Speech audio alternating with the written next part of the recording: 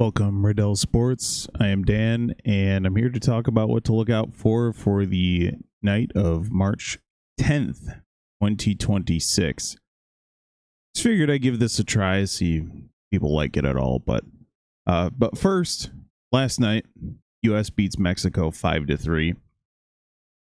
Paul Skeens was the starting pitcher. He went, I believe it was four. Let me double check. Paul Skeens went 4 innings, 1 hit, 1 walk, 7 Ks. Clevenger came in 1 inning, 1 strikeout. Boyd gave up the 3 runs. He had a bit of a rough outing. 2 1/3, 5 hits, 3 runs. And then the bullpen came and shut it down. The Team Mexico did have some base runners in the 9th, but nothing came of that. So Team USA's only points were in the 3rd. 5-run inning, and it was exciting though. So I bring this up because Team Italy versus Team USA tonight. Michael Lorenzen versus Nolan McLean. Team Italy undefeated so far, which I was surprised at. I mean, I know Michael Lorenzen, but going into it, I didn't know any Team Italy players. I guess I didn't pay much attention to them, but a 7-4 win over Great Britain, an 8-0 win over Brazil. So Team Italy they have a game against US and a game against Mexico. And then USA, this is their last game of pool play. So Team USA is already advanced to the knockout stage. Game starts in 7 hours, 23 minutes, and 30 seconds, if any of you guys are interested. So Team USA does not need this game, but it's all about seeding at this point. Hopefully the ending is USA Japan or USA Dominican Republic. You don't want to lose this game and risk playing them in the first round. So that's kind of what this is for. If Team Italy wins against Mexico, they advance as well. So that's something to look forward to. Tonight, 9 p.m. Eastern. So it's a little late for some people. I don't know why it starts that late. I get it's in Houston, which is Central Time Zone, but you could start it at 7. It's a little late, but what are you going to do?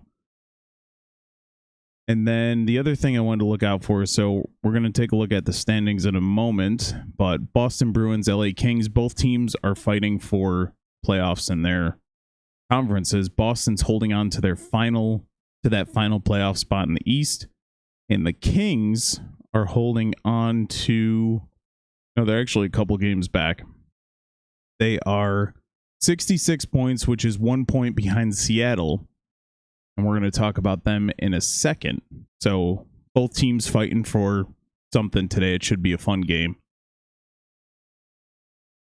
Columbus Blue Jackets, who they had this wild streak right before the Olympic break, but it kind of feels like they've fallen off a little bit. They're actually 2-0 against Tampa this season. Now, that October 18th one we'll put up as just a mini asterisk. A win's a win, but Tampa Bay was playing horribly to start the season. This January 24th win, now that's a boss win right there. Tampa was peak at that point. They've fallen back a little bit, but they went on this crazy run of I believe it was 21-1-1, something along those lines, and Columbus waxed them 8-5. So let's take a look at where they are in the standings. So Tampa is fighting with spoilers. Tampa is fighting with Buffalo for the top spot in the Atlantic. Buffalo, where the hell did they come from? But they've won 7 straight, 8-1-1 in their last 10. We're actually at the Predators-Sabres game on Saturday. It was a weird experience. I don't mind going to watch other teams play, but I don't like going to the road stadium while they're playing my team, which is what I did Saturday. It was weird. Nashville scores first. The building is quiet. And there's a few Predators fans, a couple sections down, and they're the only ones cheering. And my wife and I are just looking at each other like, do we stand up? What do we do here? I also don't like to go to games to get in fist fights with drunk assholes. So, you know, there's that. But it was just a really weird experience. I'd go to Buffalo again. That place was rocking. Buffalo scored 3 straight and won 3-2.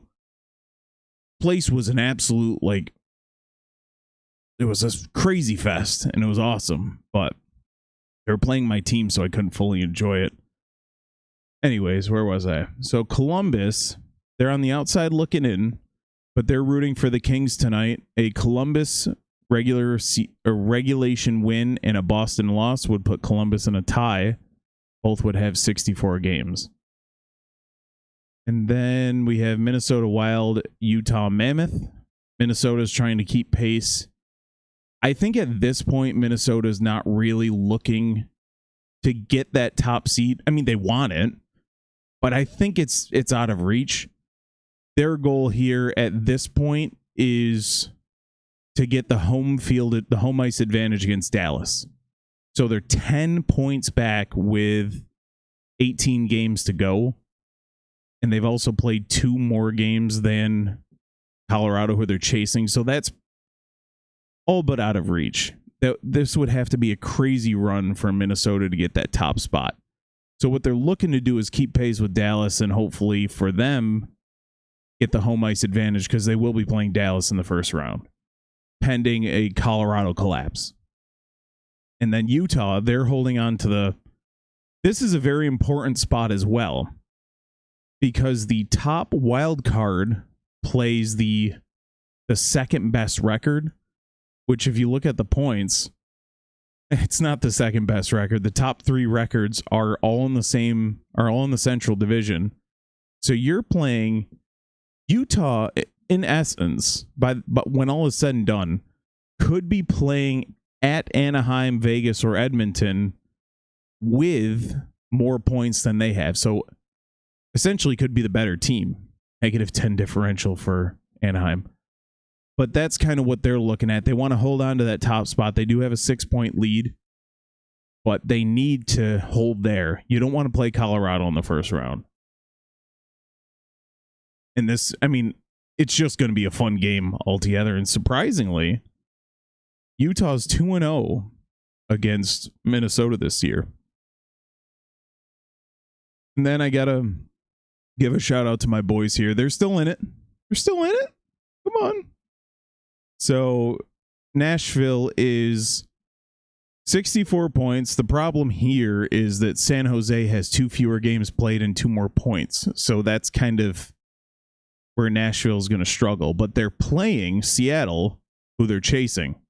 It is a must-win game for Nashville. They sold off 5 pieces at the deadline, but they're all pieces on expiring contracts, so it's nothing long-term. So they kind of did a half-ass sell job. They brought a bunch of youngsters up from Milwaukee. They've been playing well. They're 1-1 since the trades. They beat Boston, and then they lost to, obviously, Buffalo, we just talked about. But they still have a shot. So you held on to Stamkos, O'Reilly, Marchessault, because you still thought you have a shot at the playoffs, and you do. But you have to win tonight. It has to start tonight because you are running out of time. So very interesting. I don't know. I don't know how I'm going to watch all these games at once. Maybe I'll just turn off all social media, watch the Italy-US live, and then, watch hockey as I can. But there's a lot going on. So let me know which game you're looking forward to. If it's something I didn't mention, maybe, your team is playing, but that's something that I'm looking forward to. But let me know. Let me know what you think about these little kind of videos. They'll be quick. So, thank you for watching, and we will catch you guys later.